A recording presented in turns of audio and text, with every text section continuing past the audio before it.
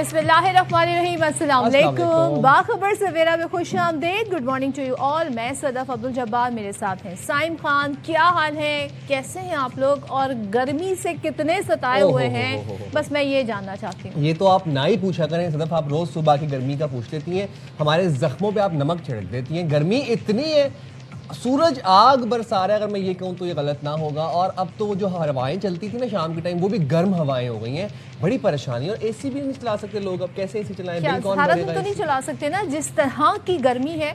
और गर्मी से मुझे ये याद आया कि देखें, ये 8 से 12 तक मैं कराची के हवाले से आपको बता दूं कि ये हीट वेव का खदशा जाहिर किया गया था। तो ये ज़रा आपने कुछ दिन हैं जो बड़े एहतियात के साथ आप लोगों ने निकालने भाई हैं। लेकिन फिर वही बात है, यहाँ पे तो हर रोज ही हीट वेव लग रहा है ना, every day feels like a heat wave.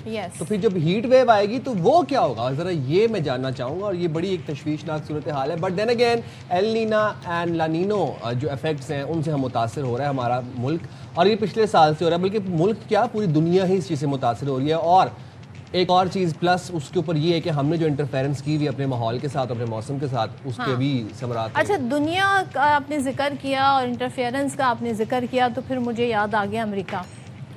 अब जब ये दो चीज़ें हों और अमेरिका का ख्याल ना है तो ऐसे कैसे हो सकता है। लेकिन भाई आप ये देखें, हम यहाँ पर सब ये सोच रहे हैं, लम्हा ब लम्हा रोज़ाना आपको हम ये बता रहे होते हैं कि अब मुज़ाकरात के हवाले से जो सेकंड राउंड ऑफ टॉक है या मुआहदा जो है अमेरिका ईरान के दरमियान, वो कहाँ तक पहुँचा है। बड़ा स्लोली ग्रेजुअली ये आगे बढ़ रहा है। तो कल हुआ ये कि हेलीकॉप्टर गिरने पर ईरान के ख़िलाफ़ अमेरिका की जानिब से जी फ़ज़ाई कार्रवाई का इंदिया दिया गया। और सबसे पहले आपको बताएं कि अमेरिकी सदर डोनाल्ड ट्रंप ने ये कहा कि आबनाए हरमज़ में अमेरिका का जो अपाची हेलीकॉप्टर ईरानियों ने गिराया है।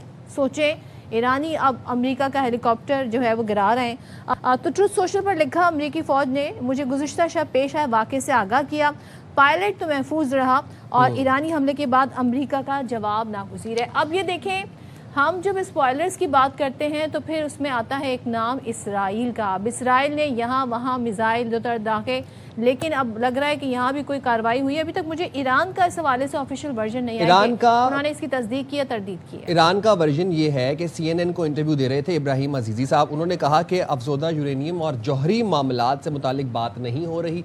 अच्छा, ये उनका वर्जन है इसके ऊपर जो मुज़ाकरात है मुआहदे से मुतालिक। स्पीकर ईरानी पार्लियामेंट मोहम्मद बागर कालिबाफ का मुसल्लह फ़ौज और अवाम को खिराज तहसीन और कहा कि सलाम हो आप पर, जिन्होंने ईरान को मजबूती बख्शी, दुश्मन को मायूस किया और मुल्क को खूनखार भेड़ियों से बचाया। अमेरिका ये कहता है after the recent attack on Iran, America ये कहता है कि ये बड़ा महदूद रद्द अमल था और ये हमने ईरान की जो मिलिट्री बेसिस हैं या जो आर्सनल साइट्स हैं, हमने वहाँ पर अटैक किया, किसी सिविलियन टारगेट को निशाना नहीं बनाया। तो ये तो अमेरिका का वर्जन है। आपको याद होगा पिछले दिनों अमेरिकी कांग्रेस ने करारदाद मंजूर कर ली थी जिसमें डोनाल्ड ट्रंप के जो जंगी इख्तियारात हैं वो महदूद कर दिए थे। और वो वोटिंग हुई थी तो मेजॉरिटी ने वोट दिया था कि इनके इख्तियारात, जंगी इख्तियारात महदूद होने चाहिए। तो सबने कहा ये एक बंदोबस्त किया जा रहा है ताकि सेफ एग्जिट डोनाल्ड ट्रंप को दिया जाए। अब क्या होगा, अब अगर ये अटैक कह रहा है अमेरिका, तो उसके बाद क्या वो जवाबी हमला करेंगे? सेंट कॉम के जारी बयान के मुताबिक सदर ट्रंप की हिदायत पर ईरान के खिलाफ फ़ज़ाई हमले मुकम्मल कर लिए। हमले गुज़िश्ता रोज़ अमरीकी हेलीकॉप्टर गिराए जाने के जवाब में किए गए और अमरीका का मिशन ईरान के खिलाफ बिला इश्तियाल, सोचे ज़रा, अमेरिका ये कह रहा है बिला इश्तियाल वो तनासिब रद्द अमल है। It is America and it is Israel जो कि हमेशा अनप्रोवोक दूसरों पर अटैक करते हैं। अमरीकी तैयारों ने आबना हरमज़ के करीब ईरानी फ़ज़ाई दिफाई निज़ाम, ज़मीनी कंट्रोल स्टेशन, रेडार साइट्स को निशाना बनाया। खित्ते में अमरीकी अफवाज चौकस हैं, बिला जवाज़ ईरानी जहरियत की दिफा के लिए मौजूद है। पूरी दुनिया का जितना नुकसान हुआ इस ईरान अमेरिका जंग में, अब दुनिया में कोई मुल्क ऐसा नहीं है जो ये चाहता हो कि भाई ये जंग दोबारा से शुरू हो, ये सीज़ फायर कहीं ना कहीं ख़त्म हो। हर शख्स, हर दुनिया में मौजूद हर मुल्क का हर शहरी ये चाहता है कि प्लीज़ ये सीज़ फायर तवीलुल मुद्दती अमन की शक्ल इख्तियार कर जाए। और साथ ही साथ अब ये जो रिसेंट स्कर्मिशेस हो रहे हैं ईरान और अमेरिका के बीच में, इसके ऊपर रद्द-ए-अमल भी आ रहा है। अमेरिका, इसराइल और ईरान के दरमियान 3 माह से जारी जंग ने मशरिक़ वस्ता को शदीद नुकसान पहुँचाया है। और चीनी वजारत ख़ारजा के तर्जुमान जो हैं लिन जियान, वो ये कहते हैं कि ताकत का इस्तेमाल किसी मसले का हल नहीं है।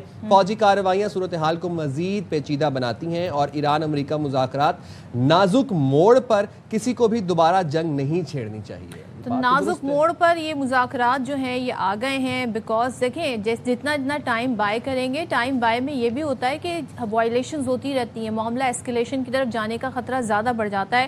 بات کر لیتے ہیں سابق سفیر ڈاکٹر جمیل احمد نے ہمیں جوائن کیا ہے, ان سے ہم سمجھنے کی کوشش کرتے ہیں کہ آخر یہ معاملہ جا کس طرف رہا ہے. Doctor Jamil, thank you so much, good morning. سب سے پہلے تو بتائیے گا, امریکی صدر ڈونلڈ ٹرمپ کافی غصے میں نظر آئے. ظاہر ہے امریکہ کا اپاچی ہیلی کاپٹر وہ کہتے ہیں جی ایرانیوں نے گرایا ہے, جواب ناگزیر ہے. یہ معاملہ آپ کس طرف جاتے دیکھ رہے ہیں؟ جی ہاں, مدعو کرنے پر مشکور اور صبح بخیر. یہ معاملہ حل ہوتے ہوئے نظر آ رہا ہے اور اس کے اسباب میں بتا دیتا ہوں. حالانکہ دیکھیں یہ جتنی تلخی توشی آئی ہے پچھلے تقریباً کوئی 24 گھنٹے سے تھوڑے سے زیادہ ٹائم میں, اس کے اسباب ہیں. وہ اسباب آپ نے اپنے بیانیے میں کافی بہتر طریقے سے بیان کر دیا اور میں اسے اپنے انداز میں بس اگلے چند سیکنڈ میں بیان کر دیتا ہوں. اپاچی ہیلی کاپٹر پیٹرولنگ پر تھا اور وہ عمانی واٹر فورس کے بقول امریکنز کے کہ ادھر سے وہ اپنی نارمل پیٹرولنگ کر رہا تھا. لیکن فورن منسٹر کہتے ہیں, ایران کے, کہتے ہیں کہ یہ عمانی ایرانی مشترکہ واٹر ٹیریٹری ہے جس میں کہ وہ تھا اور ہم نے یہ نہیں گرایا ہے. لیکن جنگی خطے میں, جنگی حالات میں ایسا ہو سکتا ہے. پھر ایکسپرٹس نے بیان دیا امریکہ کے کہ ہم تو انویسٹیگیشن کر رہے ہیں لیکن یہ ڈرون اس کو آ کے لگا ہے.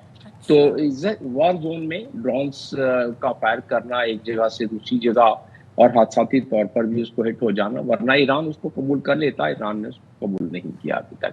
اور آپ کی بات جو آپ بیانیے میں بیان کر رہی تھی اسپائلر, تو اسپوائلر کا بھی اس میں ہو سکتا ہے کوئی معاملہ, لیکن ابھی بہرحال اس کی انویسٹیگیشن ہو رہی ہے. اور ایران نے کہہ دیا کہ ہماری ملٹری نے پچھلے 24 گھنٹے یہاں کچھ نہیں کیا ہے. تو اس کے تحت کیا ہوا کہ امریکہ نے اس کا رسپانس دیا. امریکہ کو دینا پڑا, جو کہ ڈونلڈ ٹرمپ کہہ بھی رہے تھے, ایک اتنی بڑی طاقت کے تقریباً $996 بلین جس کا بجٹ ہو اور اس کے سامنے ایک ملک جس کی صرف 23 بلین بجٹ ہو اور اس کا اور اس کے ساز و سامان کا کوئی مقابلہ نہیں, اور اس نے نہ کو چنے چبوا دیے.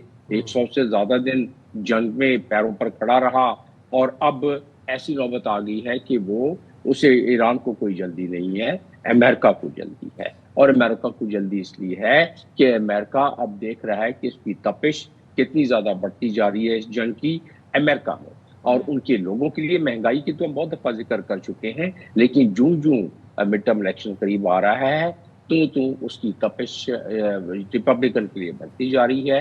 ریپبلکن کو بہت زیادہ خدشہ اور خطرہ محسوس ہوتا جا رہا ہے, جس کی وجہ سے کیا کیا انہوں نے, امریکہ نے کہا ہم نے رسپانس دے دیا, اب بس ٹھیک ہے, ہم نے جو ہوا تھا اس کو کر دیا. اور اس سے پہلے 24 گھنٹے پہلے جب ایران کے ساتھ جب اسرائیل نے یہ حملہ کیا تھا اور ایران نے اس کا جواب دیا, اس میں کافی نقصان ہوا اسرائیل کا, لیکن اسرائیل نے بھی کہا, میں آپ سے یہ جاننا چاہتا ہوں, جی پلیز آپ کمپلیٹ کر لیں.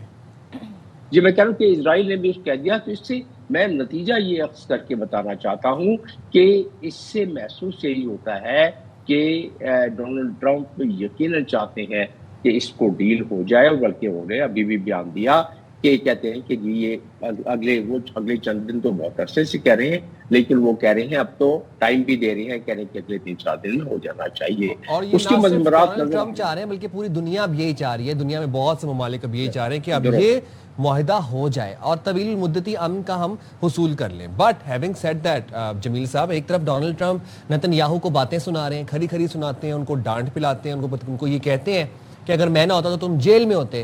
دوسری طرف ہم دیکھ رہے ہیں کہ یہ بڑا ایک فریجائل سیز فائر ہے. ایسے میں ڈونلڈ ٹرمپ کا پاپولیرٹی گراف بھی گرا ہے, ان کو اپنے امریکہ میں آپ بتا رہے ہیں انفلیشن اینڈ آل, وہ سب اپنی جگہ چیزیں ہیں. بٹ اس فریجائل سیز فائر کو مزید اس طرح کے حملے کر کے اور کتنا فریجائل بنایا جا رہا ہے, یہ تو بات پھر دوبارہ سے خدا نہ خواستہ آپ کو لگتا ہے کسی اسکلیشن کی طرف چلی جائے گی, یا پھر ہم طویل المدتی امن, پائیدار امن اچیو کر لیں گے؟ دیکھیے وار تھیٹر جہاں بھی ہو, جنگی حالات جہاں بھی ہوں, وہاں اسکلیٹ کسی وقت بھی ہو سکتا ہے, حادثاتی طور پر بھی ہو سکتا ہے اور مس کیلکولیشن کے طور پر بھی ہو سکتا ہے. اس وقت تک دونوں فریق, ایران بھی اور امریکہ بھی, بڑے کیلکولیٹڈ وے میں بتا رہے ہیں کہ آپ نے حملہ کیا, ہم نے جواب دیا. دونوں کی اپنے قوم کو جواب دینے کے لیے بتانے کے لیے کہ ہم اپنی مضبوطی پر قائم ہیں ابھی، ان کو کچھ تو کرنا ہے. اور امریکہ کو تو خاص طور پر مجبوری تھی کہ ان کا ایک اتنا بڑا امیج جو ہے، دنیا کی سب سے بڑی عسکری قوت جس کے پاس دنیا میں سب سے زیادہ ساز و سامان، اور اس کا ہیلی کاپٹر ایک چھوٹا ایک مڈل پاور کنٹری ایران جیسا وہ گرا جائے اور وہ خاموش کر کے بیٹھا رہے، تو ظاہر ہے اس کے لیے امیج کا بھی مسئلہ ہے. تو اس نے کر لیا اور فوراً اس کے بعد بیان دیا ہے ڈونلڈ ٹرمپ نے. تو کہنے کا مقصد یہ ہے کہ آپ کے سوال کے جواب میں کہ وار تھیٹر جہاں ہوتا ہے وہاں حادثات ہوتے ہیں، وہاں مس کیلکولیشن ہوتی ہے، اور مس کیلکولیشن ایسکیلیشن کی طرف لے کے جا سکتی ہے. بٹ جمیل صاحب یہ بتائیں نا، آپ ٹیکنیکلی کتنا یہ کہیں گے کہ جی ہمارا جی جہاز گر گیا یا ٹیکنیکل خرابی کی وجہ سے ہو گیا، موسم یا ویدر کا ایشو ہو گیا یا فلاں چیز ہو گئی، ظاہر ہے وہ کوئی نہ کوئی، لیکن کون ہے؟ اسرائیل اتنا پاورفل ہے کہ وہ اسپوائلر کا رول پلے کر رہا ہے اور کوئی پن پوائنٹ کرنے والا نہیں ہے کہ بھئی یہ اب تو بڑا آسان ہے انٹیلیجنس کو گیدر کرنا، معلوم پتہ لگانا کہ کہاں سے کون سا میزائل گیا، کہاں سے کون سا جہاز اڑا. تو اس بارے میں آپ کا کیا خیال ہے؟ یعنی بالکل صحیح آپ نے کہا کہ اس وقت الیکٹرانک سگنیچرز بہت جامع قسم کے سامنے آ جاتے ہیں، اس لیے یہ کہنا کہ حادثاتی طور پر ہو گیا وہ ذرا مشکل ہوگا. حادثاتی طور پر فائر ہو گیا یہ کہا جا سکتا ہے، جس طرح کہ ایران کی طرف سے اندیا دیا جا رہا ہے تو وہ الیکٹرانک سگنیچر سے پتہ پڑ جاتا ہے، ڈرون کا رخ پتہ ہوتا ہے، میزائل کا رخ پتہ ہوتا ہے، وہ تمام چیزیں ٹیکنیکلی آپ صحیح کہہ رہی ہیں وہ اندازہ ہو جاتا ہے. لیکن اصل تو حقیقت یہ ہے کہ اس کے اسباب کیونکہ ایران نہیں مان رہا ہے، تو اس کی وجہ یہ ہے کہ اس کے وہ ایک امریکہ کے لیے پلس پوائنٹ ہے کہ اگر غلطی سے بھی ہوا ہے ہم نے بدلہ لے لیا بس، اور پھر دوبارہ بات شروع، ڈیل کا معاملہ شروع. آپ نے جو ہمیشہ ذکر کرتے رہے ہیں، اسرائیل تو اس پورے خطے میں ایک ناسور ہے اور ایک اسپوائلر کا کام تو کرے گا. ابھی آپ اندازہ کریں کہ جو خبر نکلی ہے جب ڈونلڈ ٹرمپ اور اس میں نیتن یاہو میں تلخ کلامی ہوئی ہے، اس میں نیتن یاہو تیار بیٹھا تھا کہ 50 سے زیادہ قریب جہاز لے کے کہ ایران پر اکیلے اسرائیل کی طرف سے حملہ کر دے. اس کو پتا تھا کہ جب حملہ ہو جائے گا اور ایران مصیبت میں ہوگا تو امریکہ مجبوراً آئے گا. امریکہ میں لابی بڑی مضبوط ہے، بہت دفعہ اس کا ذکر ہوا ہے. آج کل جو وہاں سرے گرم ہیں لابی کے لیے، زیپسٹن نامی ایک شخصیت ہے، صہیونیت کے اس وقت پیروکار ہیں سب سے بڑے، جو کہ وائٹ ہاؤس کے ارد گرد، پینٹاگون کے ارد گرد اور امریکہ میں پنجے گاڑ کے کوشش کر رہے ہیں کہ اسرائیل کے مرضی کے مطابق معاملات چلیں. اور وہ اسی لیے اب اسرائیل میں یہ تاثر ڈونلڈ ٹرمپ دے رہے ہیں کہ جو ان کا میگا سپورٹ بیس ہے، بتانا چاہ رہے ہیں کہ I'm calling the shot, not Netanyahu. ان کو کہنا پڑ رہا ہے اب، حالانکہ ان کو کہنے کی ضرورت نہیں تھی، اور انہوں نے اسی لیے نیتن یاہو سے تلخ کلامی کر کے. تو یہاں نتیجہ کیا نکلتا ہے کہ پہلی مرتبہ باقی ایکسپرٹس بھی کہہ رہے ہیں امریکن کہ اسرائیلی لابی پر بھی امریکہ میں پریشر پڑ رہا ہے.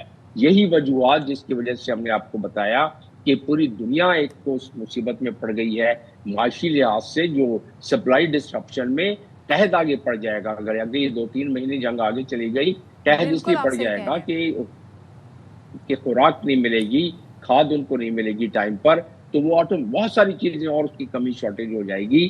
باقی جو نقصان ہو رہا ہے معاشی طور پر وہ تو اپنی جگہ پر ہے ہی ہے. تو لہٰذا اس وجہ سے یہ ڈیل اسی لیے نزدیک نظر آتی ہے، اور پاکستان کا بھی اس میں بہت بڑا عمل دخل ہے. ٹھیک ہے، پاکستان کا اہم رول ہے اور پاکستان بڑی کوششیں بھی کر رہا ہے جس کو سراہا بھی جا رہا ہے. Thank you so much doctor Jamil ہمارے ساتھ تھے، ساری صورت پہ بات کر رہے تھے. بھائی اس کا حل نکلنا چاہیے، ورنہ یہ جو اسپوائلر اسرائیل ہے نا، یہ بہت کچھ گیم کو خراب کر سکتا ہے.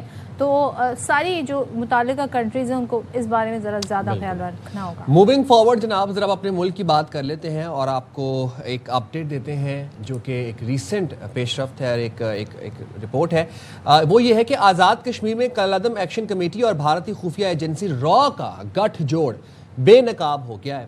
سیکیورٹی ادارے نے مظفر آباد میں کارروائی کرتے ہوئے را سے منسلک 5 افراد گرفتار کیے. 5 افراد. اچھا، اس کے بعد ملزمان سے لیپ ٹاپ، موبائل فونز اور ساتھ ہی ساتھ دیگر مواصلاتی آلات برآمد ہوئے.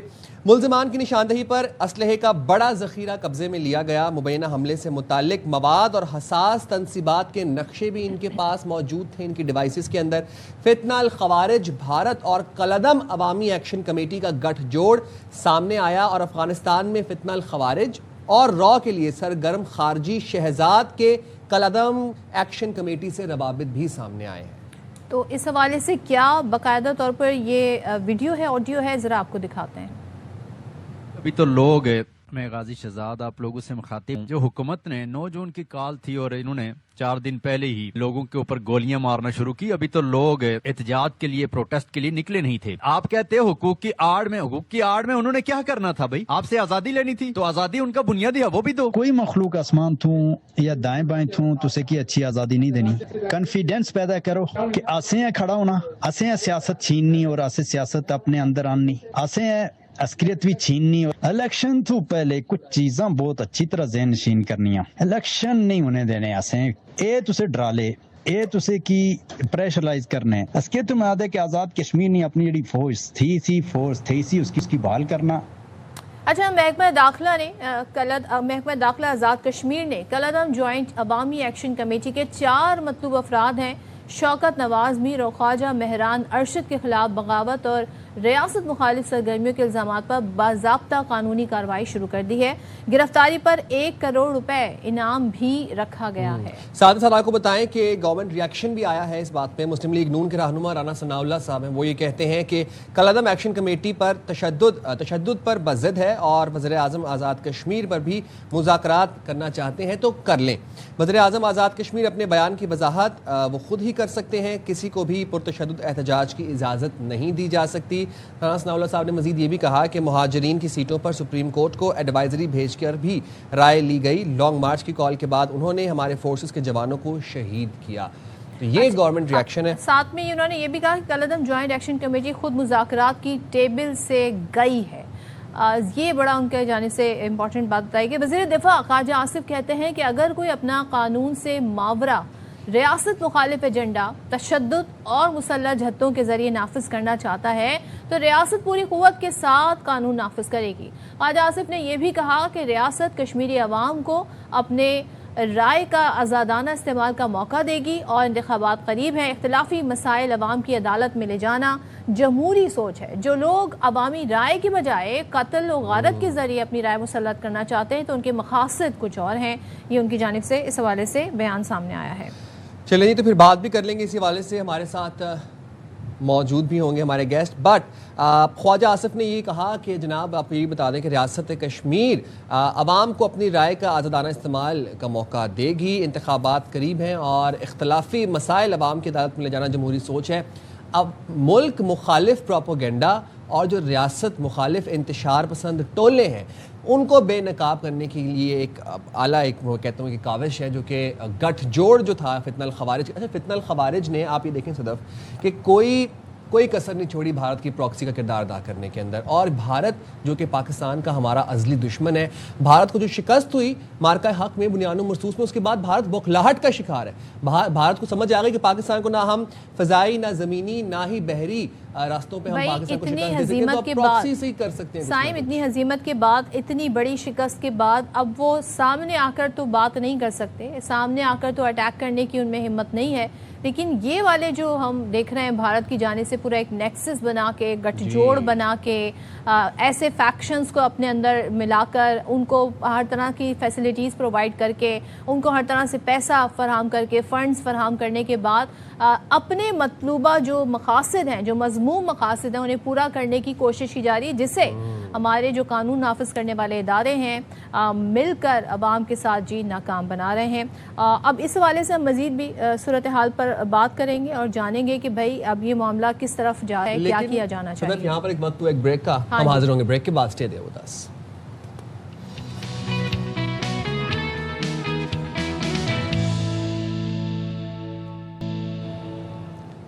Welcome back once again. اور کوکین ڈیلر پنکی کی بات کر لیتے ہیں۔ ظاہر ہے وہ جو کیس چل رہا ہے اس حوالے سے کچھ اپڈیٹس بھی آتی ہیں، اس کا فالو اپ ہے یہ۔ اچھا، انمول عرف پنکی کے خلاف قتل کے مقدمے کی سماعت کے دوران پولیس کی ایک نئی غفلت سامنے آئی ہے۔ مقدمہ درج کرنے میں پولیس کی سست روی کے باعث مدعی کو 1 ماہ انتظار کرنا پڑا۔ مدعی نے اپنا بیان قلم بند کروا دیا۔ پولیس ابتدائی طور پر انمول پنکی کے خلاف مقدمہ درج کرنے کے لیے تیار نہیں تھی۔ Why not? اور یہ جو انمول پنکی کیس میں ہر روز ایک نیا انکشاف ہوتا ہے اور ہوش ربا انکشاف ہوتا ہے کہ مطلب دماغ پروسیس بھی نہیں کر پاتا، ایسی سی چیزیں نکل کے سامنے آ رہی ہیں. مقتول کے ٹراؤزر کی جیب سے برآمد ہونے والی ڈبیا پر انمول عرف میڈم پنکی ڈان کا نام درج تھا.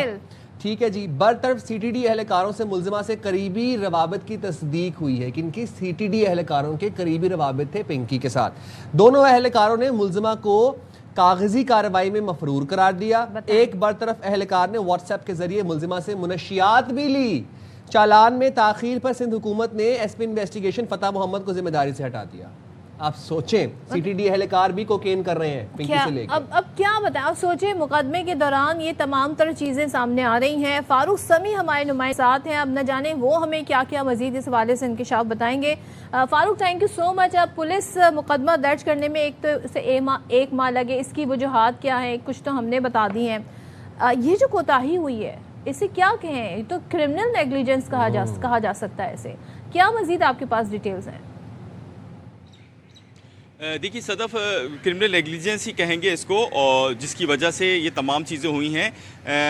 جو انمول عرف پنکی ہیں کوئی ایسی ملزمہ نہیں تھی جن کے اوپر یہ پہلی دفعہ مقدمہ ہوا تھا کہ بغدادی والا، جس کو جو 1 مہینے تاخیر سے ہوا درج مقدمہ. اس سے پہلے وہ کئی مقدمات میں مفرور تھی، اور جو مدعی مقدمہ ہیں اس کیس کے، جنہوں نے پاکستانی شہری ہونے کے ناطے ایک ذمہ داری محسوس کرتے ہوئے ان پہ مقدمہ درج کرایا. کل ان کا تھا مدعی مقدمہ کا 164 کا بیان، جو کہ بہت اہمیت رکھتا ہے.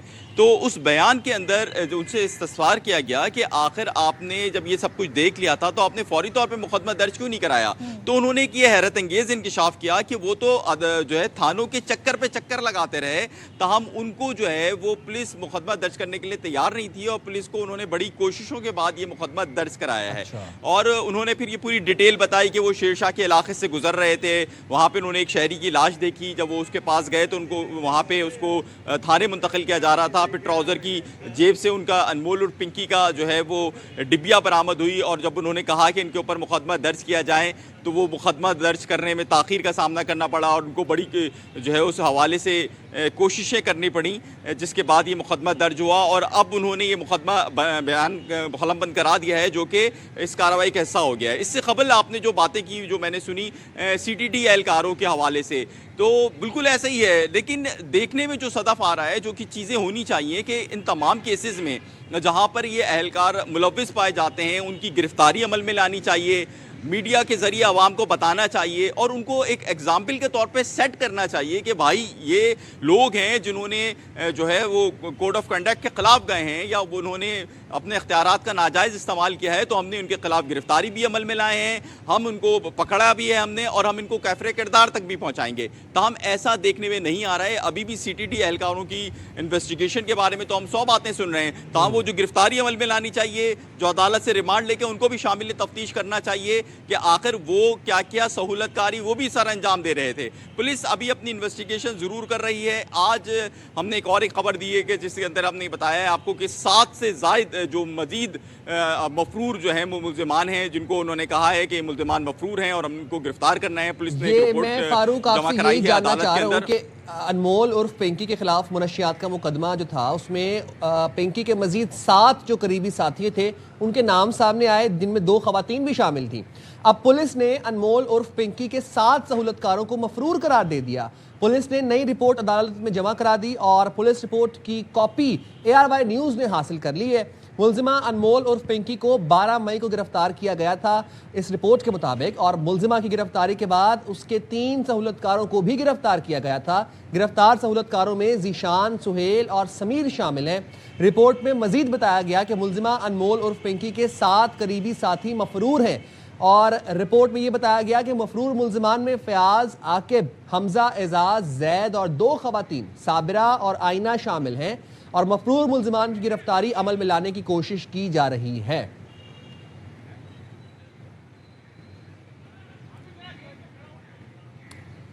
جی فاروق سمیع.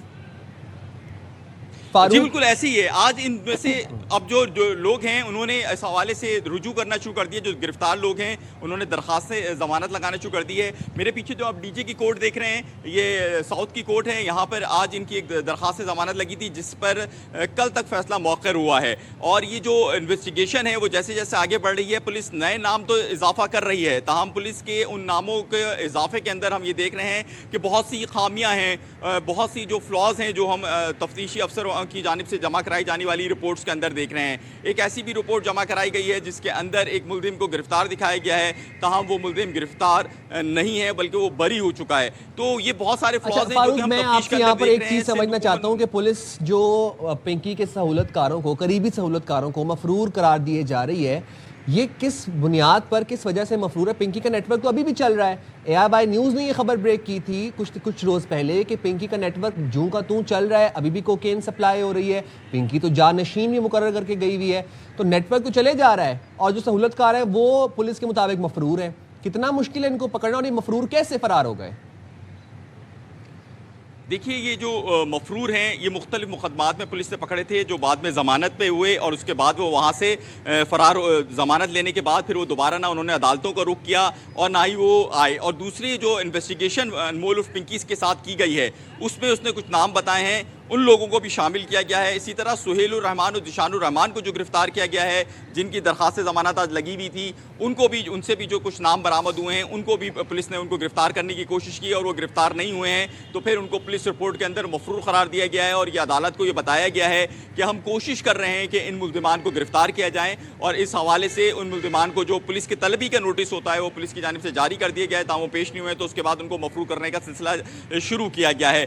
پولیس کی یہاں پہ مسلسل جو ہے چیزوں میں جو ہے ہم تاخیر بھی دیکھ رہے ہیں. جو چالان آ جانا چاہیے تھا 14 روز کے اندر, جو چیزیں جمع ہو جانی چاہیے تھی وہ ابھی تک جمع نہیں ہوئی ہیں, جو التوا کا شکار ہیں, جس پہ ہم نے مختلف عدالتوں کے اندر جو ہے پولیس کے پر بھرمی کا اظہار بھی دیکھا معزز عدالتوں کا, کہ انہوں نے کہا کہ ابھی تک آپ نے چالان کیوں نہیں جمع کرایا ہے. اس وقت مجموعی طور پر سٹی کورٹ کراچی میں 21 سے زائد مقدمات ہیں جو کہ یہاں پر سماعت ہو رہے ہیں, جن میں ساؤتھ کی عدالتوں میں ہیں, ایسٹ کی عدالتوں میں ہیں اور سینٹرل کی عدالتوں میں ہیں. جی ٹھیک ہے فاروق سمیع, بہت شکریہ, آپ ہمیں ساری صورتحال سے آگاہ کر رہے تھے. بھائی آپ یہ دیکھیں, ہمیں تو یاد ہے وزیر داخلہ سندھ ضیاء الانجار صاحب نے کہا تھا کہ یہ کیس منطقی انجام تک انشاءاللہ ضرور جائے گا, لیکن یہاں پہ along the process ہم دیکھ رہے ہیں اتنے سارے لوپ ہولز نظر آ رہے ہیں.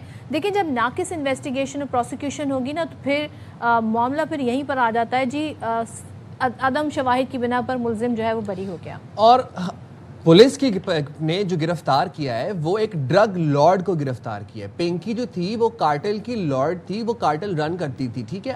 پولیس نے کوئی سہولت کار, کوئی ڈیلیوری بوائے, کوئی اس طرح کا کوئی شخص, کوئی سپلائر نہیں گرفتار کیا. کتنا مشکل ہے اب باقی پورے اس کے نیٹ ورک کو ڈی بنک کرنا, یہ مطلب حیرانی کی بات ہے. پھر ظاہر سی بات ہے جب سی ڈی ڈی اہلکار ملوث اس کا جو جیل سے اس کا سارا جو کام ہے وہ چل رہا ہے, ابھی بھی وہ جو میڈم پنکی کے نام سے جو کوکین ہے وہ برآمد بھی ہو رہی ہیں. چلیں جی آگے بڑھتے ہیں, اس اسٹوری کو ہم اس کا فالو اپ رکھیں گے, آپ کو مزید بتائیں گے.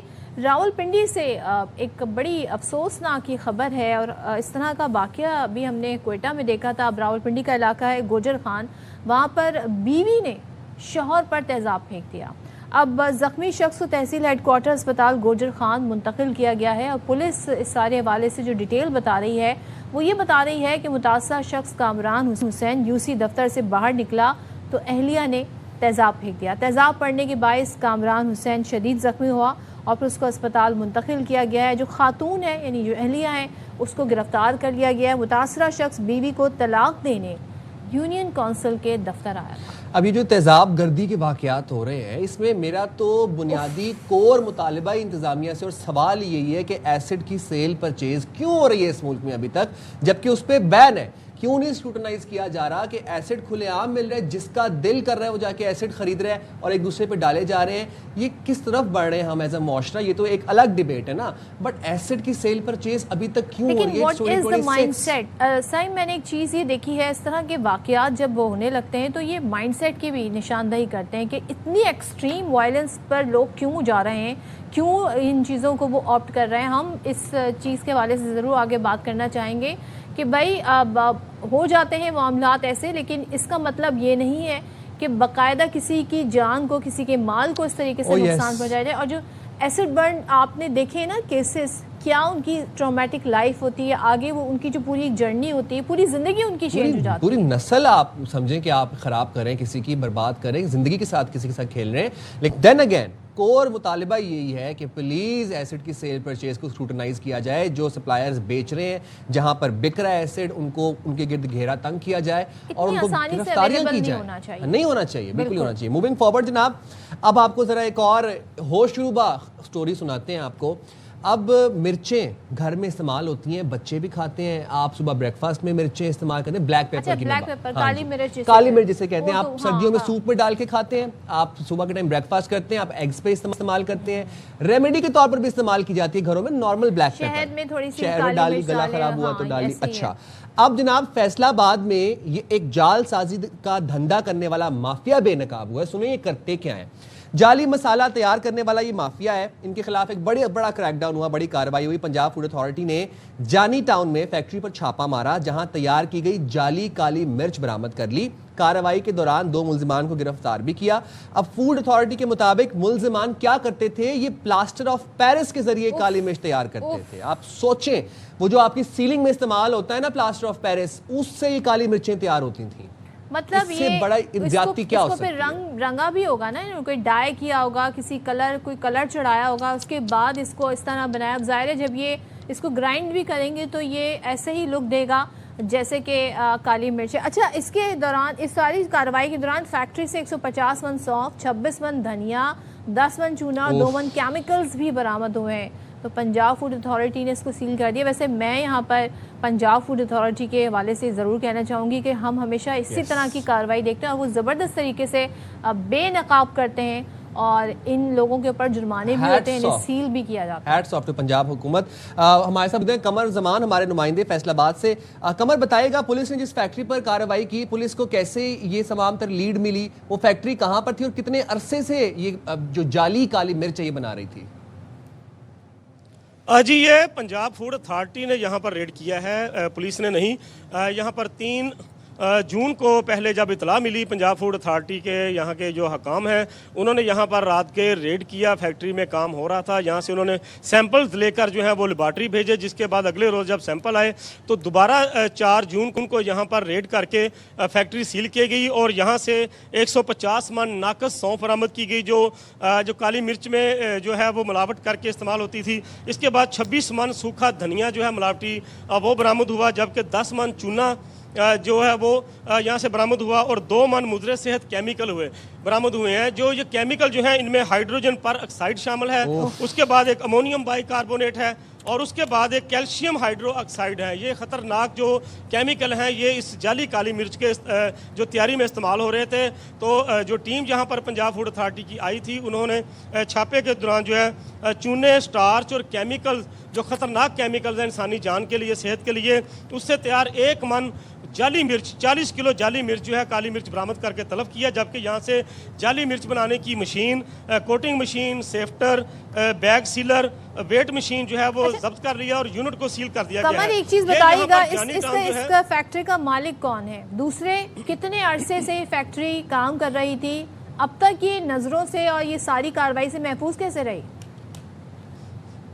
جی صدر, یہ بتاتا چلوں کہ یہاں پر اس سے پہلے بھی 2 سال پہلے یہاں پر اس فیکٹری پر ریڈ کیا گیا تھا پنجاب فوڈ اتھارٹی کی طرف. اس وقت یہاں پر جعلی سوکھا دھنیا جو ہے ملاوٹی تیار کیا جاتا تھا, جس کے بعد جو ہے یہاں سے عارضی طور پر جب یہ سیل کیا گیا, اس کے بعد اب جو مالک ہے اس فیکٹری کا, مالک ہے عبدالرشید ہے, جبکہ اس کا یہ کہنا ہے کہ اس نے حسیب اللہ کو یہ فیکٹری کرائے پر دے رکھی تھی. لیکن پنجاب فوڈ اتھارٹی کے ذرائع کے مطابق دونوں جو ہیں جو گرفتار کر لیا گیا ملزمان کو, فیکٹری کا مالک عبدالرشید اور یہاں پر جو کام کر رہا تھا جعلی مرچیں تیار کر رہا تھا حسیب اللہ, دونوں کو گرفتار کر کے تھانہ رضا آباد پولیس کے حوالے کیا گیا ہے.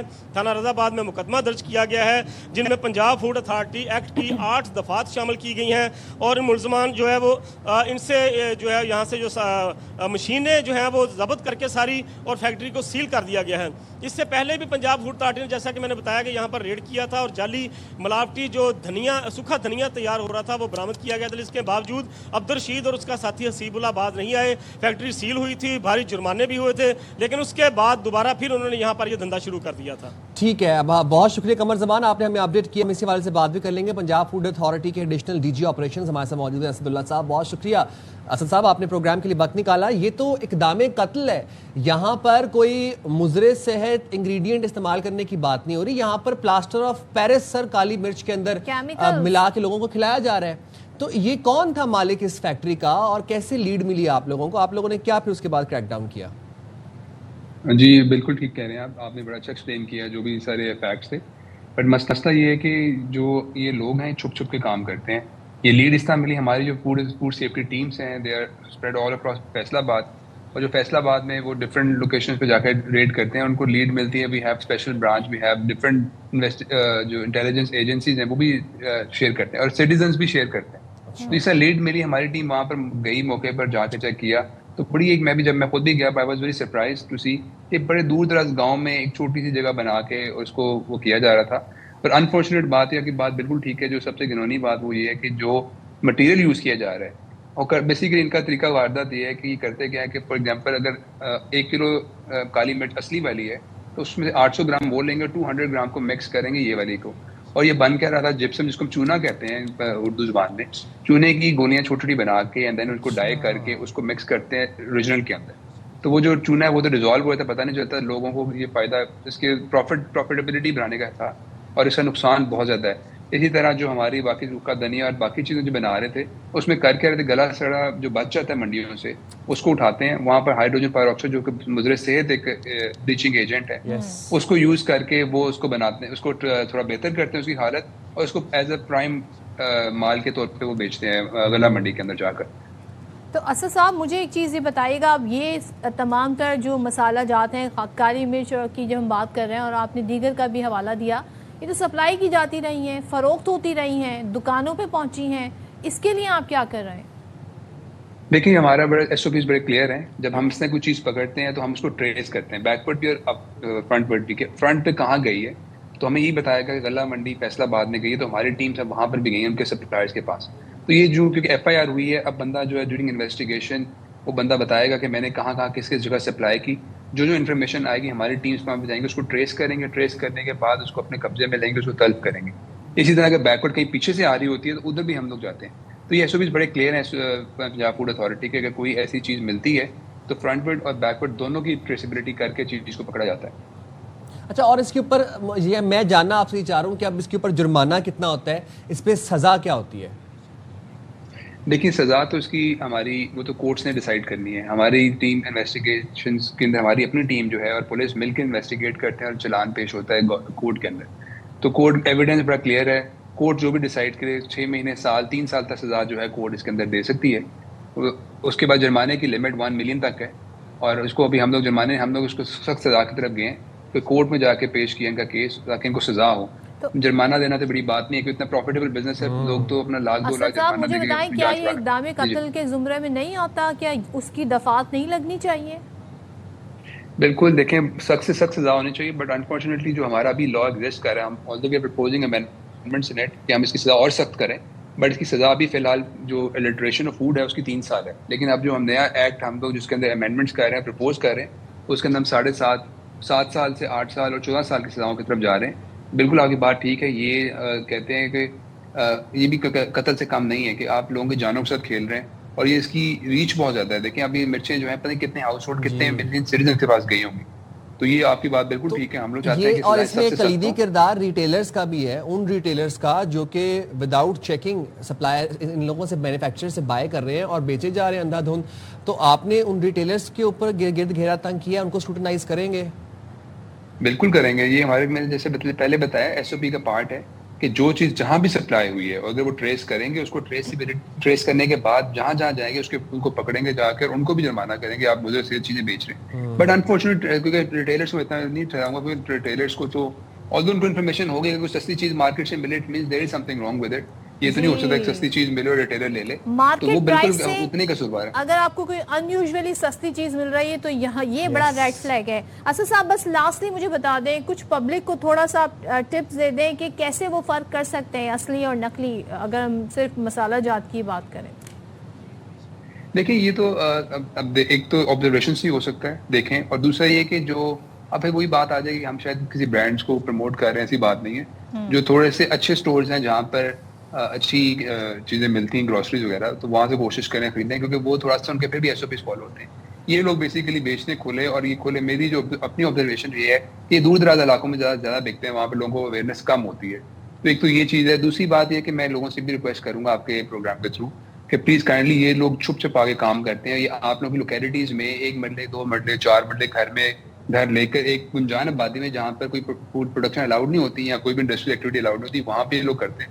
اگر آپ کو ایسی لوگوں کو ایسی ایکٹیویٹی آئے تو ہمارے ساتھ ضرور شیئر کریں. ہمارے ہیلپ لائنس بھی ہیں، ہمارے ویب سائٹس بھی ہیں، ہماری سوشل میڈیا پیجز بھی ہیں.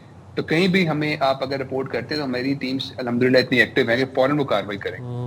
تھینک یو سو مچ اسد اللہ صاحب. ہمارے ساتھ ساری صورت حال بات کر رہے تھے. پنجاب فوڈ اتھارٹی زبردست کام کری. میری خواہش ہے کہ تمام صوبوں میں اسی طریقے سے جو فوڈ اتھارٹیز ہیں وہ کام کریں، اور لوگوں سے میری گزارش ہے کہ اگر آپ لوگوں کو پتہ ہے تو ضرور ان لوگوں کو رپورٹ بھی کیا. اور لوگوں سے گزارش یہ بھی ہے کہ اگر آپ کوئی چیز خریدنے جا رہے ہیں یا آپ نے پہلی دفعہ خریدنی ہے، آپ ٹرائی کریں، لیکن پلیز اس کے انگریڈینٹس ایک دفعہ پڑھ لیا کریں.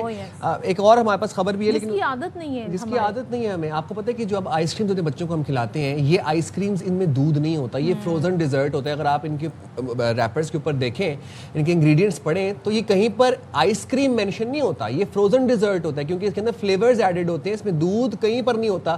مارکیٹنگ ایسے کی جاتی ہے کہ آپ کو لگتا ہے کہ شاید اس میں کوئی دودھ ہے اور آپ کی صحت بچوں کے لیے اچھی چیز ہے، کوئی آپ لوگ کھلا دیتے ہیں. بڑی اچھی آپ نے بات بتائی، کیونکہ اس سے ہی جڑی ایک بڑی امپورٹنٹ میرے پاس اپڈیٹ ہے.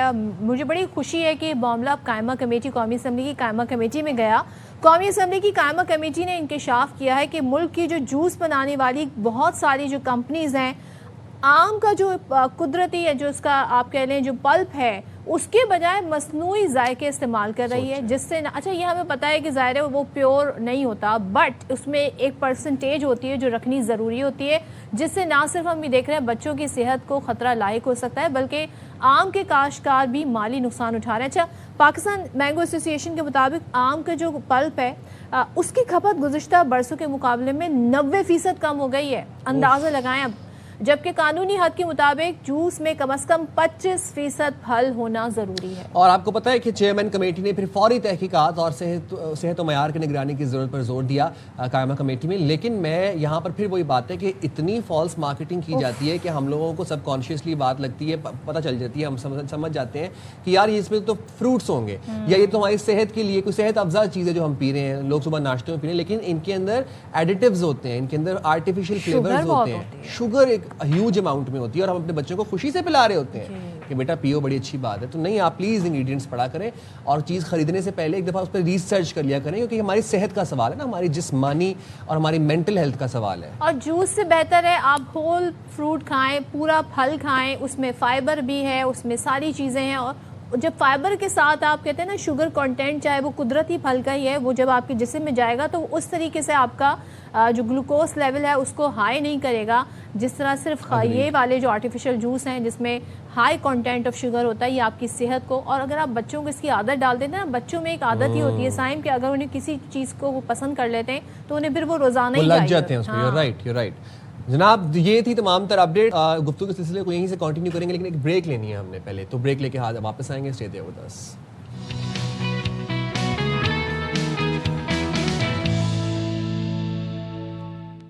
السلام علیکم، ویلکم بیک ٹو باخبر سویرا. جناب یو واچنگ AY نیوز، اور امید کرتے ہیں آپ کو دن کا آغاز بڑا خوش آئند ہوا ہوگا. سائم اور صدف آ گئے ایک دفعہ پھر سے اس گھنٹے میں بھی آپ کے سویرے کو باخبر بنائیں گے، اور ایک بڑی خوش آئند خبر سے اس گھنٹے کا آغاز کریں گے، جو کہ یہ ہے کہ پاکستان کی آپ کو پتہ ہے کہ موجودہ آئی ٹی برآمدات 3 ارب 81 کروڑ ڈالرز تک پہنچ چکی ہے. آئی ٹی برآمدات اب مالی سال 2025-26 میں یہ ایک شاندار ترقی کا ثبوت ہے. ایک ہم اس کے اندر ایک رائز دیکھ رہے ہیں، ایک بوم دیکھ رہے ہیں اس گراف کے اندر.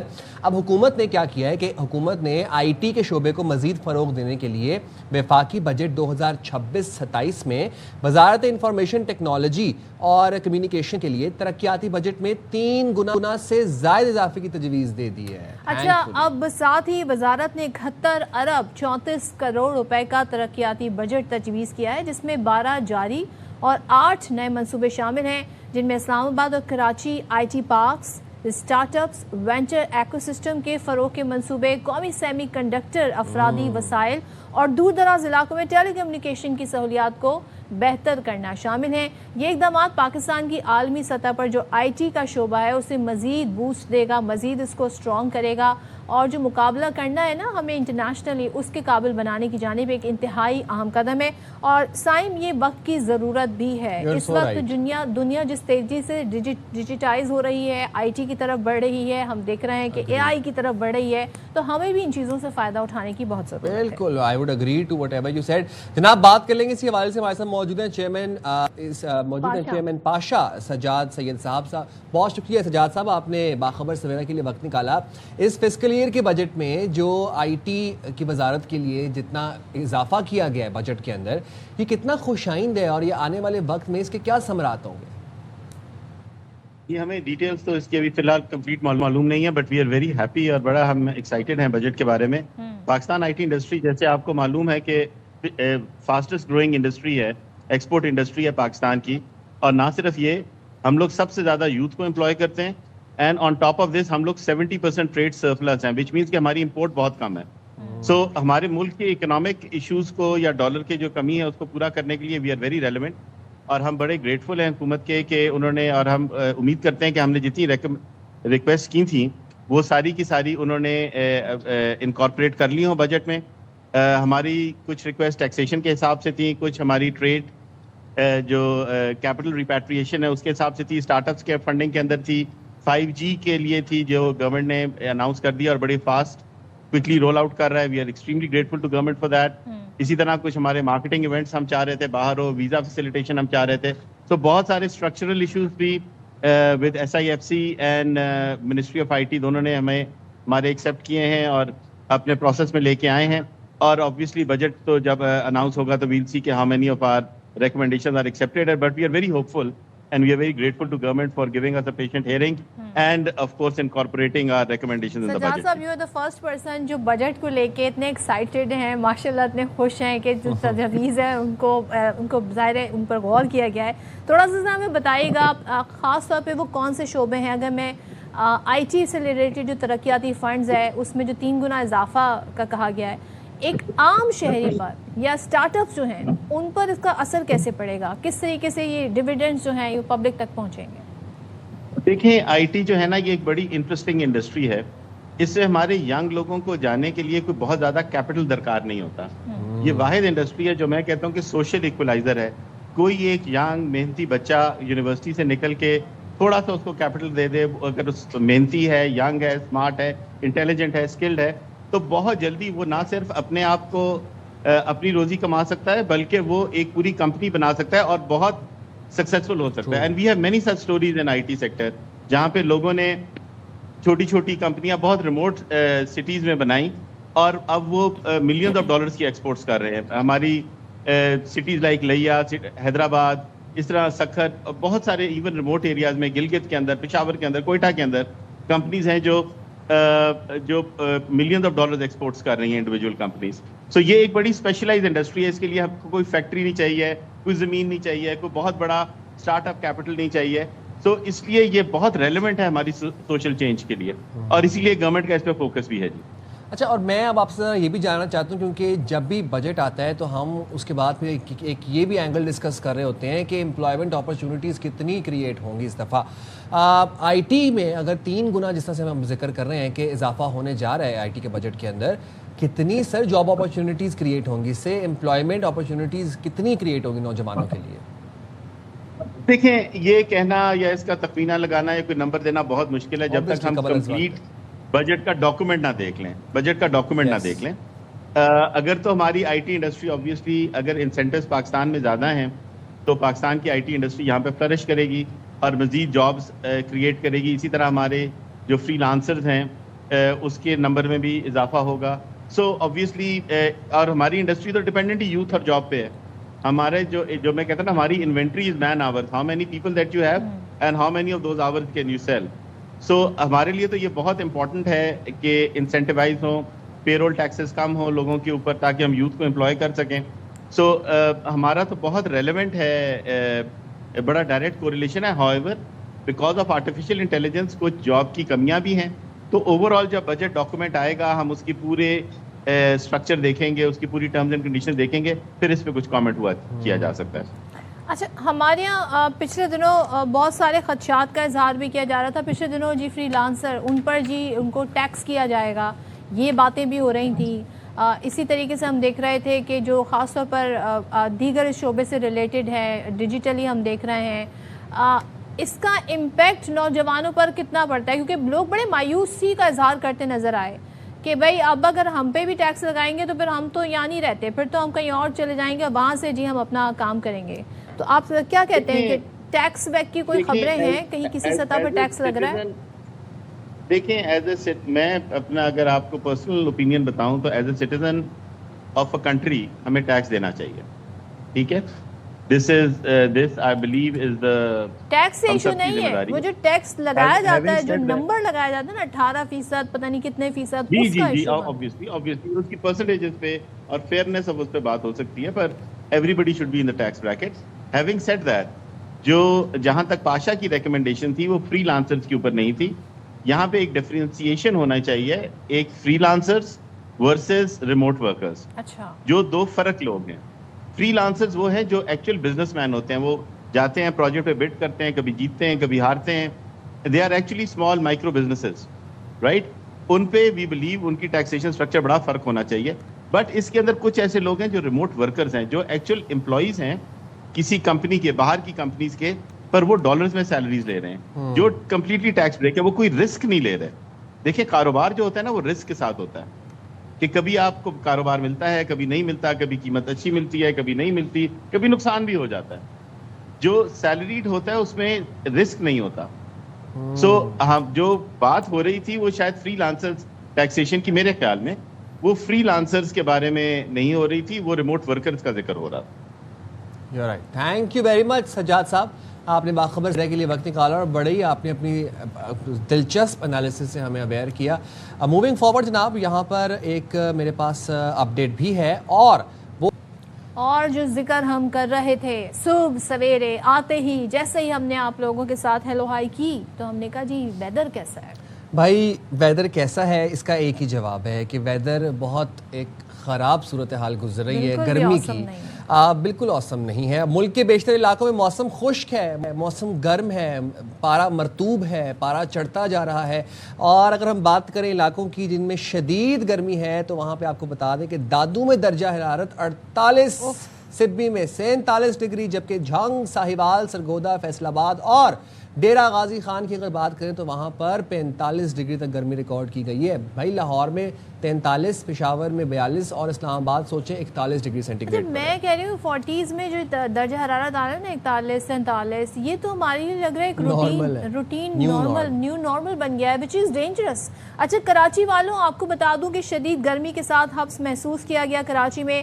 پارا ہمیں دکھا رہا تھا نمبر بڑے کم, یعنی کہ 36 ڈگری, جو کہ ہم اگر 47 والوں کی بات کریں تو 36 تو بڑا کم ہے, لیکن گرمی کی جو شدت ہے نا وہ فیلز لائک جسے ہم کہتے ہیں وہ 41 ریکارڈ کی گئی, تو برابر ہو گئی بات یہاں پر. اچھا یہ جو فیلز لائک جو محسوس کیے بڑی فیئرنیس ہے. رائٹ. موونگ فارورڈ, ذرا اب آپ کو یہ بھی بتا دیں کہ آپ نے کرنا کیا ہے اس گرمی سے بچنے کے لیے, کیسے بچا جائے اس گرمی سے, کیا حل ہے. اس کا توڑ ہے آج ہمارے پاس, اور اس کا توڑ ایک ہی ہے, ان سے بھی آپ کو توڑ سے ملوائیں گے بھی آپ کو. لیکن پہلے آپ کو ذرا یہ بتا دیں کہ ملک بھر میں اس وقت سخت گرمی اور ہیٹ ویو کی صورتحال جاری ہے, جس کے باعث ماہرین صحت شہریوں کو زیادہ سے زیادہ پانی کی انٹیک کرنے کی ہدایت دے رہے ہیں, قدرتی مشروبات استعمال کرنے کی ہدایت دے رہے ہیں.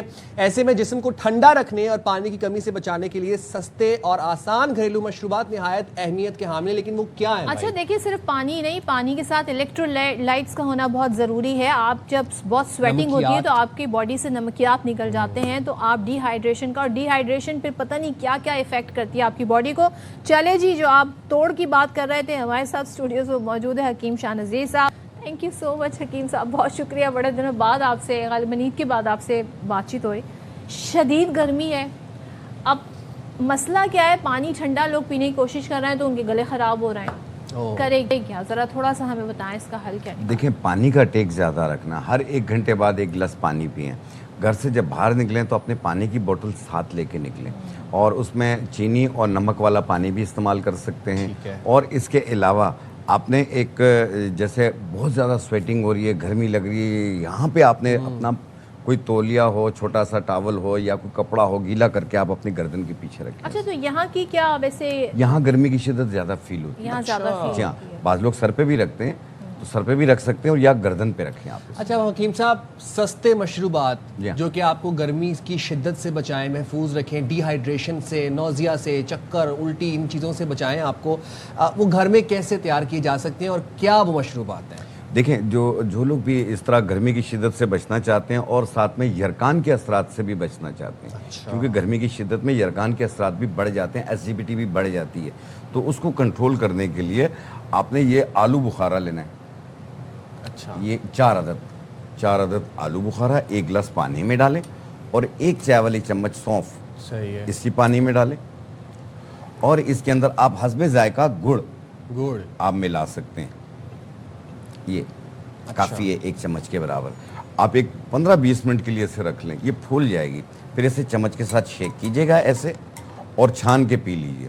ایک ٹائم روزانہ، ذائقہ بھی بہترین اور ٹھنڈک کا احساس بھی ہوگا، گرمی کی شدت بھی کم فیل ہوگی. اور یہ اس کے اندر ایسے تہرتے رہیں گے کہ اس کو ایسے ہم وہ اس کو چھان کے اس کا پانی پی لیں، باقی چیزیں پھینک دیں. یہ تو ابھی تھوڑی دیر کے بعد آپ دیکھیں گے یہ آلو بخارے کی صرف گٹھلیاں رہ جائیں گی، گلے کو افیکٹ نہیں کرے گا. گلے کو افیکٹ نہیں کرے گا. اچھا، آپ نے شروع میں کہا چینی کا بھی استعمال کریں. ہمیں تو چینی سے ایسا ڈرا دیا ہے کہ چینی کا ایک بالکل بھی ذرا سا بھی چینی نہیں ہونی چاہیے، ورنہ تو پتہ نہیں کیا ہو جائے گا. دیکھیں، نمک اور چینی کا پانی میں نے کہا ہے، وہ ملا کر جو کہ جی ہاں، جیسے آپ نے 1 بوٹل آپ نے پانی کی بوٹل لی، اس میں 2 چمچ جو ہیں وہ چینی ملا لیں، آدھا چمچ جو ہے وہ نمک ملا لیں، ہلا کے استعمال کریں. آپ دیکھیں یہ باڈی کو ڈی ہائیڈریٹ ہونے نہیں دیتی، سستی کاہلی کو دور کرے گی، آپ کو چکر نہیں آئیں گے، گرمی کی شدت زیادہ فیل نہیں ہوگی، جس طرح نڈھال ہو جاتے ہیں نا وہ چیز نہیں ہوگی.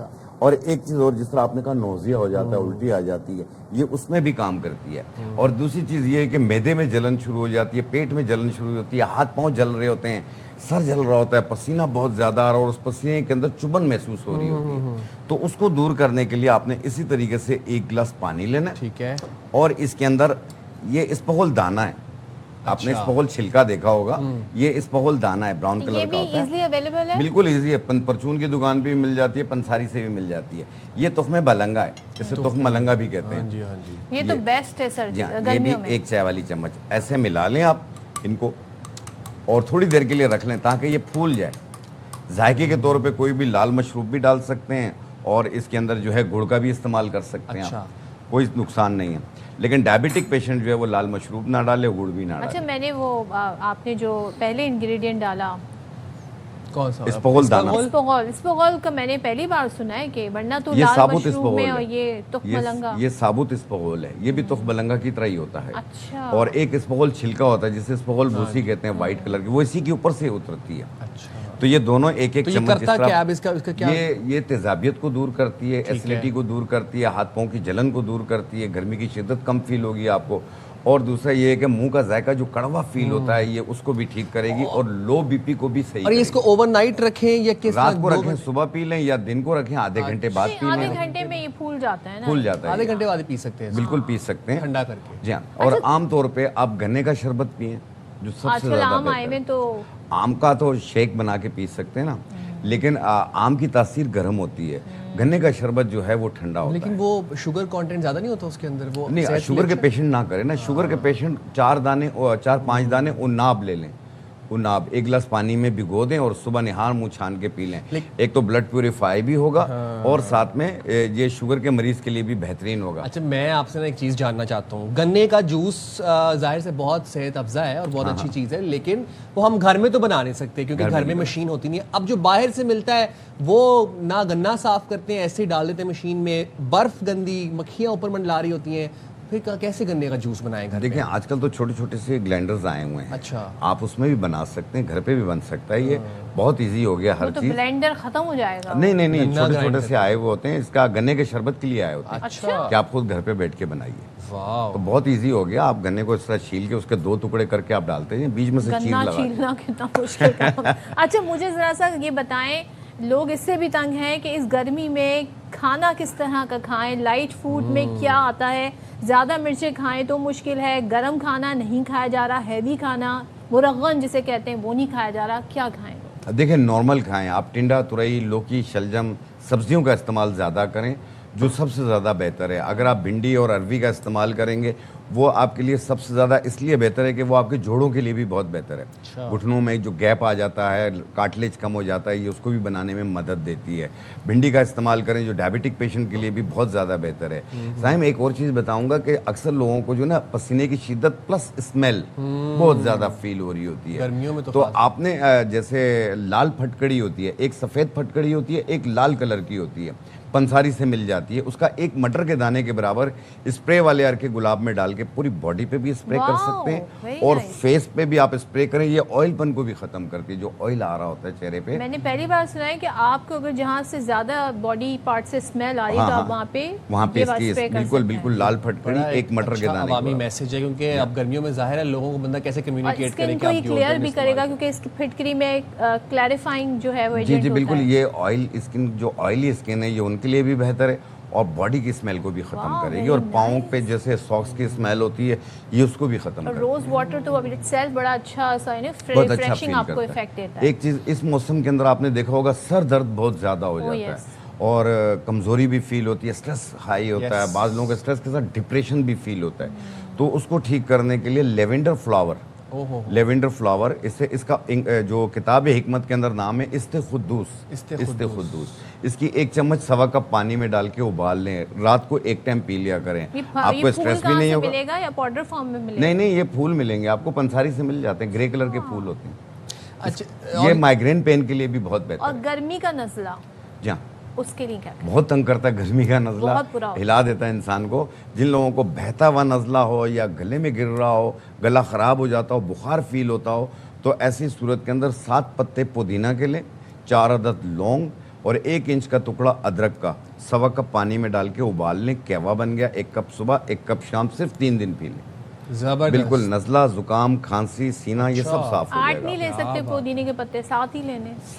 8 لے لیں, 6 لے لیں, کوئی مسئلہ نہیں ہے. آمیزش آ جاتی ہے اس میں. زبردست, تھینک یو ویری مچ حکیم صاحب. اچھا ایک لاسٹ چیز بتانا چاہوں گا. آپ لوگ چاول ابالتے ہیں, اس کی پانی کو پھینک دیتے ہیں, وہ بڑے کام کا ہوتا ہے. آپ ہاتھ پہ سوتی کپڑا لپیٹ کے کاٹن کا ایسے آپ اپنے چہرے پہ رب کریں اسے, آپ 1 منٹ روزانہ کریں, آپ کا چہرہ صاف ہو جائے گا. اس میں نمک بھی ڈلا ہوتا ہے؟ نہیں بغیر نمک والا. چلیں جی, کیا بہت شکریہ Hakim sahab, it's always a pleasure to have you on the show. سب سے بیسٹ آج کی یہی تھی, ارکے گلاب میں آپ ریڈ کلر کی جو پھٹکری جو مٹر کے سائز کا ہوتی ہے دانہ وہ ڈالیں اور آپ اس کو اسپرے کریں, اسمیل بھی نہیں آئے گی آپ کے پاس سے اور آپ کا چہرہ بھی ریفریش. استخدوس بھی استعمال کر سکتے ہیں جو کہ لیونڈر نام یاد ہو گیا. حاضر ہوں گے بریک کے بعد, اسٹے دیئر ود اس.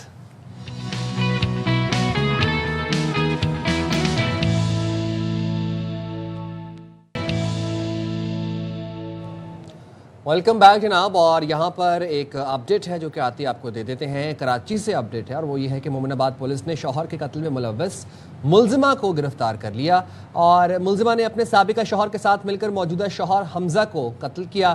اب مدعی مقدمہ کے مطابق مقتول کو گھر کے اندر ہاتھ باندھ کر پھندا لگایا تھا. S S P west Tariq Mastoi یہ کہتے ہیں کہ پولیس نے بروقت کارروائی کر کے ملزمہ دعا زوجہ حمزہ کو گرفتار کر لیا, اور ایس ایس پی ویسٹ کے مطابق قتل کا مقدمہ مقتول کے والد ظہور الدین کی مدعیت میں درج کیا گیا. طارق الہی مستوئی نے کہا کہ گرفتار ملزمہ کے ساتھ ملوث دیگر فرار ملزمان کی تلاش جاری ہے. تو یہ تمام تر صورتحال ہے جو آپ دیکھ رہے ہیں, اس طرح کا کیس, یہ رپورٹ ہوا. اب دیکھتے ہیں جی پولیس اس کی مزید کیا انویسٹیگیشن کرتی ہے, کیا اس سے دیگر شواہد سامنے آتے ہیں, اور خاص طور پر جو یہ کارروائی کی گئی ہے اس حوالے سے کیا معلومات حاصل ہوتی ہیں. پھر وہی بات ہے نا کہ اتنی انٹالرنس ہو گئی ہے ہمارے معاشرے کے اندر, جہاں سے ہم نے بات کا آغاز کیا تھا پچھلے گھنٹے میں بھی, اتنی انٹالرنس ہے کہ ہم کسی کی بات برداشت نہیں کرتے, نہ کسی کا رویہ برداشت کرتے ہیں. بالکل. اچھا کچھ اور اپڈیٹس ہیں وہ آپ کے ساتھ. اب میں یہ سوچ رہا صدف دا ادر ڈے کہ ہمارا معاشرہ کس طرف بڑھتا جا رہا ہے. اتنی عدم برداشت تو ہے اس معاشرے میں, بٹ یہ جو وائلنس ہے اگینسٹ ویمن یہ رکنے کا نام نہیں لے رہی. ہر دن ہم کوئی دل خراش واقعہ دیکھتے ہیں. اب یہ واقعہ جو رپورٹ ہوا یہ جھنگ میں ہوا.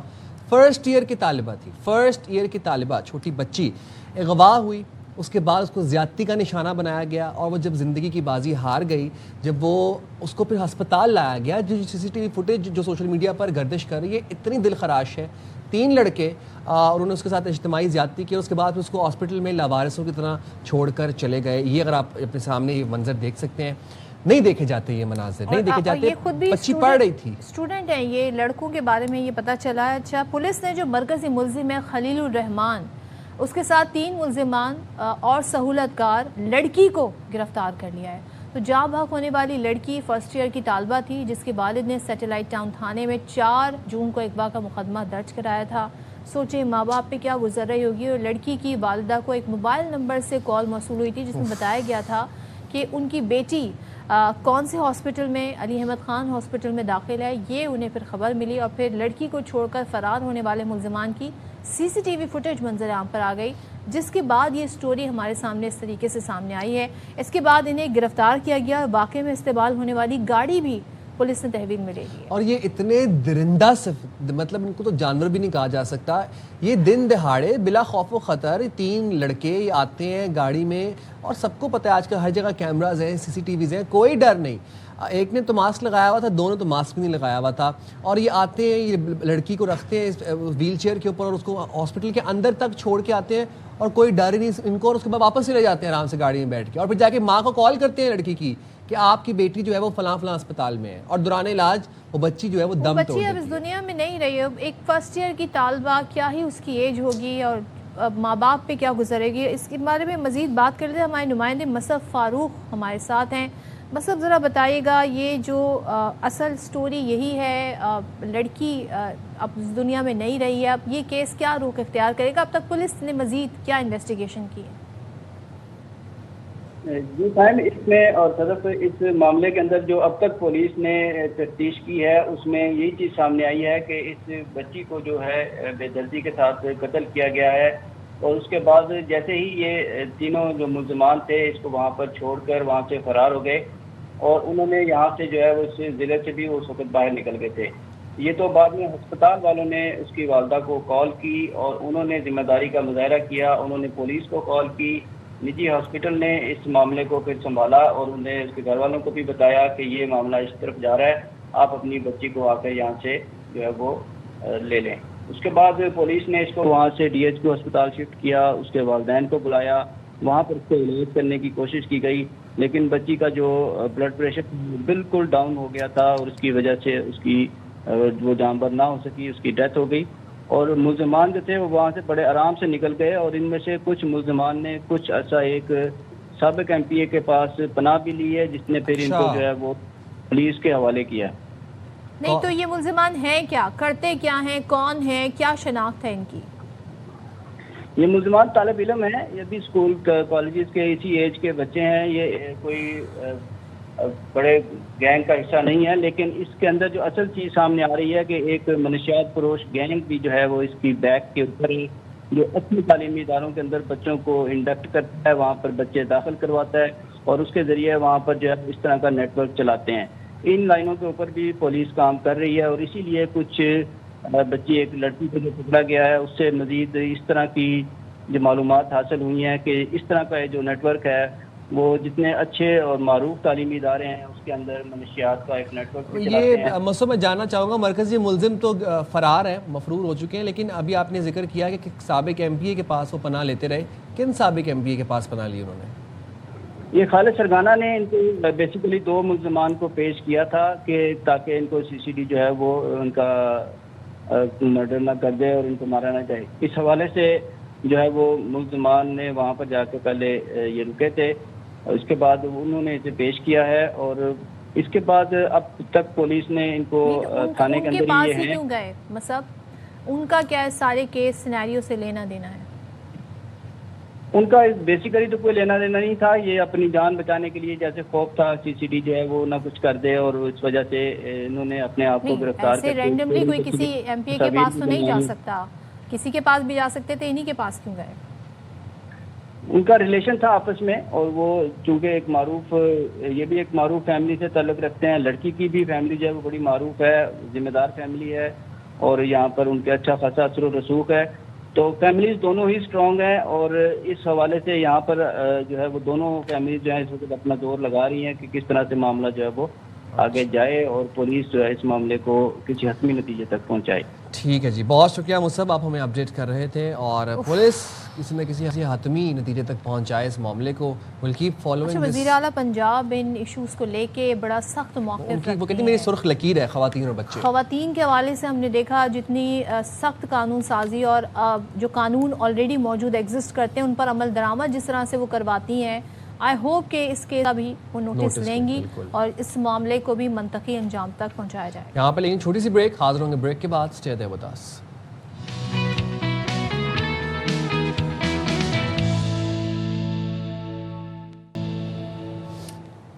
بات کریں گے جی فیفا ورلڈ کپ کی. فیفا فیور اس وقت ہم دیکھ رہے ہیں پوری دنیا میں چھایا ہوا ہے، اور اب تو ظاہر ہے جب بھی کوئی بڑا ایونٹ ہوتا ہے اسپورٹس کا، خاص طور پہ ورلڈ کپ جیسے ایونٹ ہو، تو اس کے آفیشیل سانگ بھی آ جاتے ہیں. تو feel it in the water یہ آفیشیل سانگ جو ہے فیفا کی جانب سے ریلیز کیا گیا ہے. اچھا، اینتھم میں ہم نے دیکھا ہے کہ بڑی پرفارمنس بھی دکھائی گئی ہے. گلوکار ڈانسر نورا فتحی کی پرفارمنس ہے، فرانسیسی سنگر بیج ڈریم بھی اس میں جلوہ گر ہیں. تو کچھ طرح آپ کو جھلکیاں دکھا رہی ہیں. اچھا، زبردست آپ بیٹ اور بڑی اچھی وائب ہے گانے کی. اس کے لیرکس کچھ اس طرح سے کہ the world is changed, I feel it in the water, I feel it in the earth, I smell it in the air.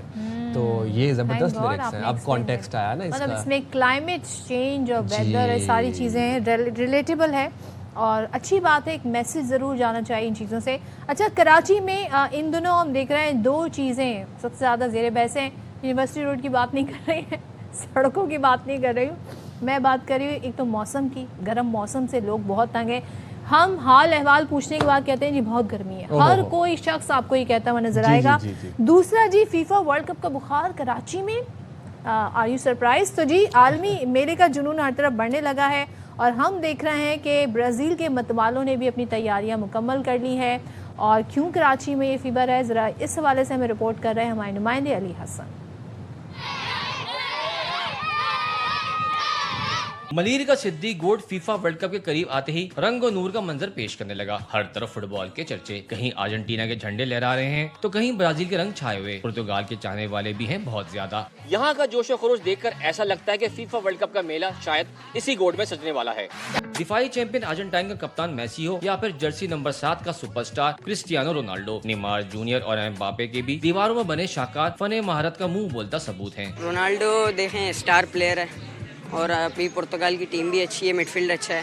بہت سی تیاری کی ہے. مطلب ہم نے اپنے سوشل میڈیا کے طور پہ بھی کی ہے، اپنے گھر کو بھی سجایا ہے، اپنے گلیوں کو بھی سجایا ہے. میرا فیوریٹ پلیئر ہے نیمار جونیئر، اس پر تو مجھے 100% مطلب اس پر یقین ہے کہ انشاءاللہ اس بار جو ہماری برازیل تو ون ہی کرے گی. محدود وسائل کے باوجود یہ علاقہ ورلڈ کپ کے بعد ہی صحیح خوشیوں کا اپنا جہاں آباد کر چکا ہے. بڑی اسکرین ہے جو ڈپٹی میئر سلمان عبداللہ مراد کی جانب سے ہمیں یقین دہی کرائی گئی ہے. ورلڈ کپ کی ابتدائی تقریب رنگا رنگ ہوگا، ریلیاں ہوں گی اور ایک عید جیسا سما ہوگا. فٹ بال گیم کے متوالوں کا ایک ہی دعویٰ ہے، دعائیں پاکستان میں ہوں گی اور جیت 7 سمندر پار ان کی ٹیم کو ملے گی. فیفا ورلڈ کپ کا میدان 7 سمندر پار سجنے کے قریب تر ہے، لیکن ان میدانوں کی دھڑکن اس شہر میں سنائی دے رہی ہے.